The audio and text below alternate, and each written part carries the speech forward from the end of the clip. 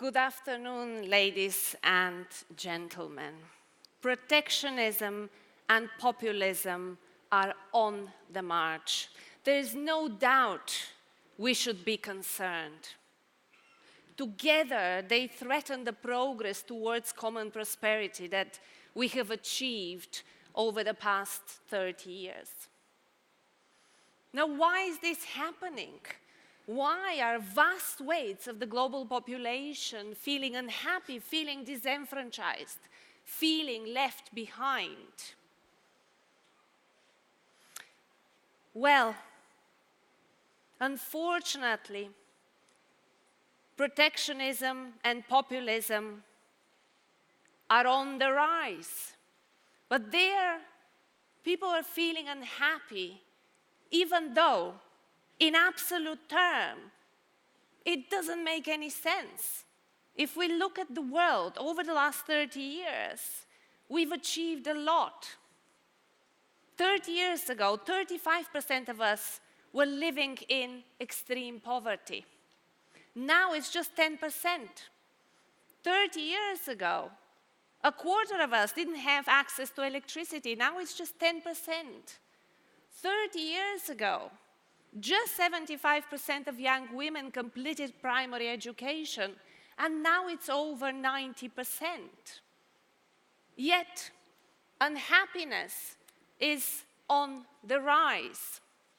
The Global Unhappiness Report, the World Unhappiness Report, shows not only rising unhappiness, in particular in the most populous countries, but also rising unhappiness inequality.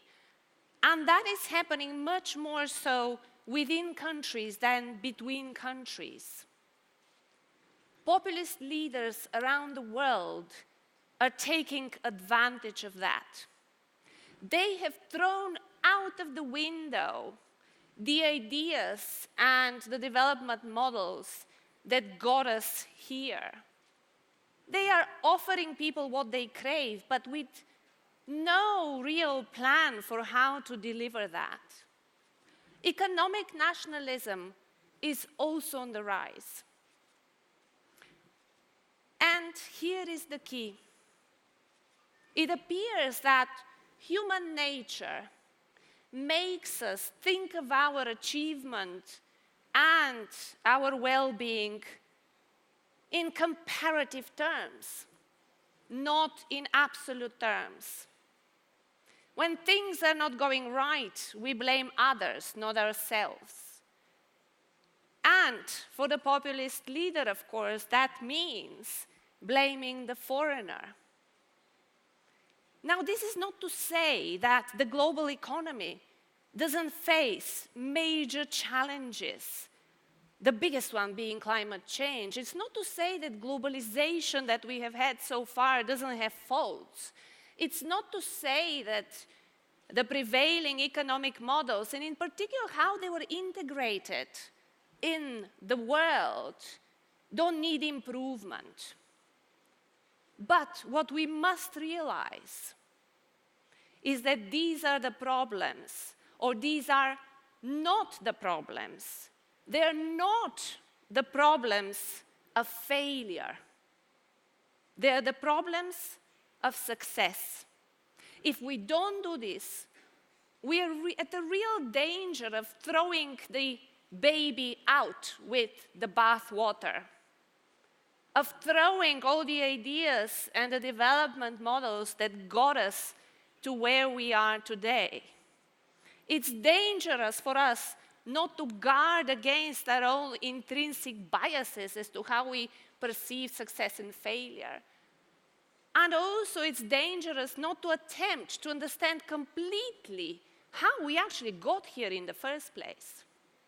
So for us to address and succeed in tackling the challenges of the future, we must build on the success of the past 30 years. Indeed, not since inception at the end of World War II, the global trading system has been in so much trouble and so much stress and facing such a grave danger.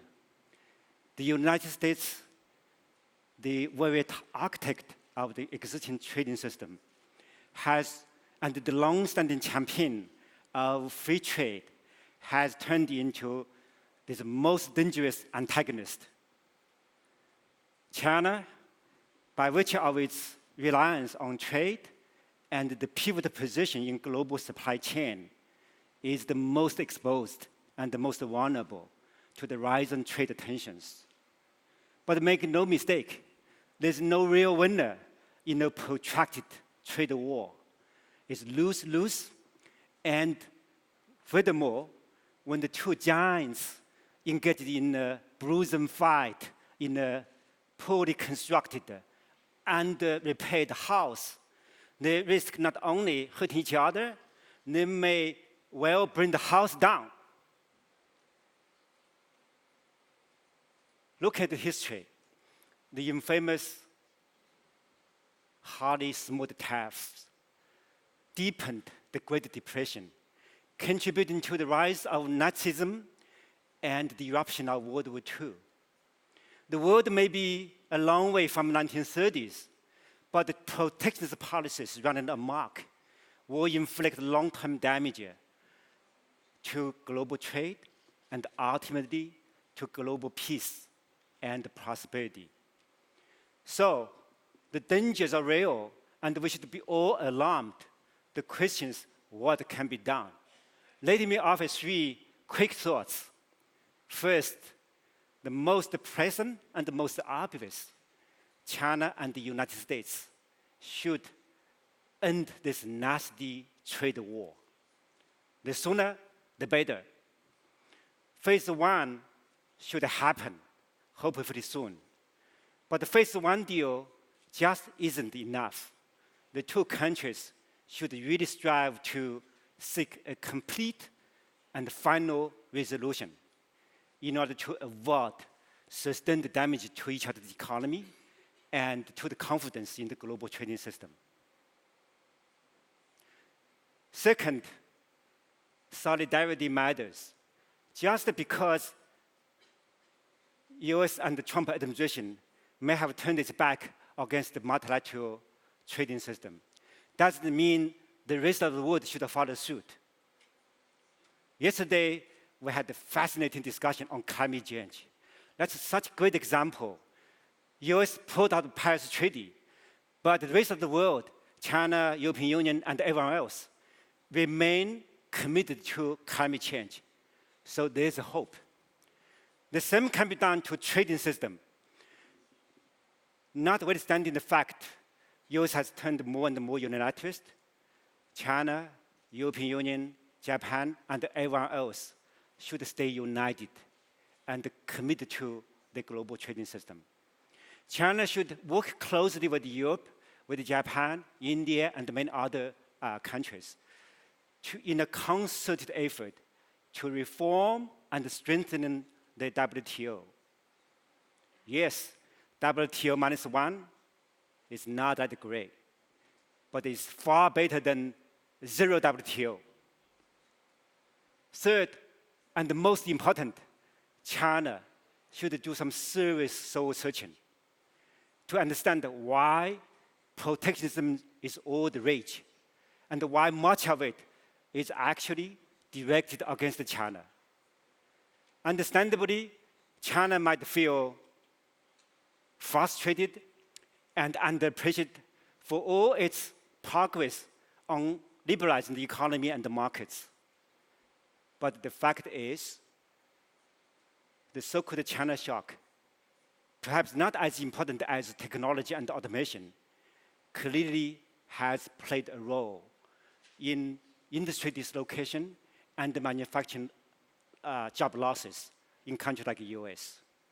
So China should seriously acknowledge the host of legitimate concerns by all its trading partners, including the US. Fortunately, Chinese leaders have vowed to continue to defend and uphold globalization, but the action speaks louder than words. China needs to vigorously follow through its promises and the commitments. So if China that continues to commit to global trading system and actually take a lead role in reforming and open its own markets, that will be a blessing.